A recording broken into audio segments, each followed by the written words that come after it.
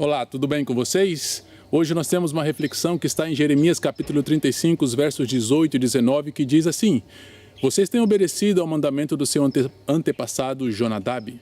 Por isso eu, Senhor Todo-Poderoso, prometo que Jonadab, filho de Recabe, terá sempre um descendente para me servir.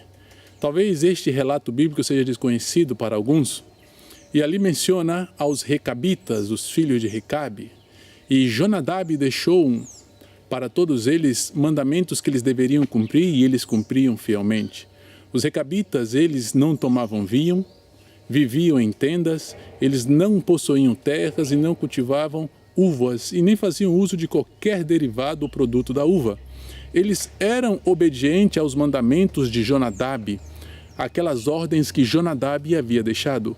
O código dos recabitas era similar ao código dos nazareus, que faziam votos especiais para Deus. Jeremias comparou a desobediência do povo de Judá com a obediência dos recabitas aos mandamentos que Jonadab havia deixado.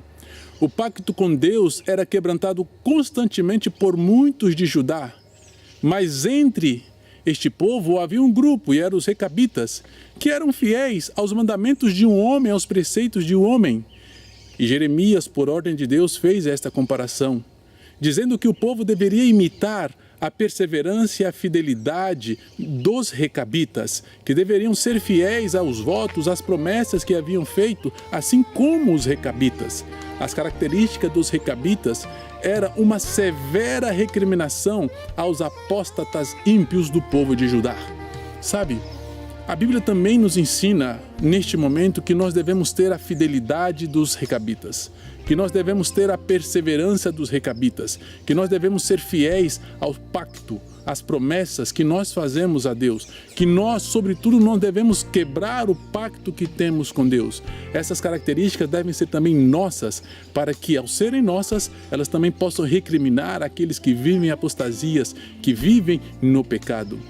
Ele quer, Deus, que nós mantenhamos firmes o compromisso que temos com Ele, assim como os recabitas eram firmes. Não devemos quebrar o voto que fizemos com Deus. Não devemos quebrar o pacto que fizemos com Deus. Não importa a tentação que venha, não importa a dificuldade, devemos nos manter firmes ao voto que fizemos ao nosso Deus. Os recabitas, em todas as situações, foram firmes e fiéis àquilo que haviam prometido. Jamais quebraram o pacto. Que Deus possa te abençoar e que as características dos recabitas, a perseverança e a fidelidade possam ser suas também em Cristo Jesus. Amém.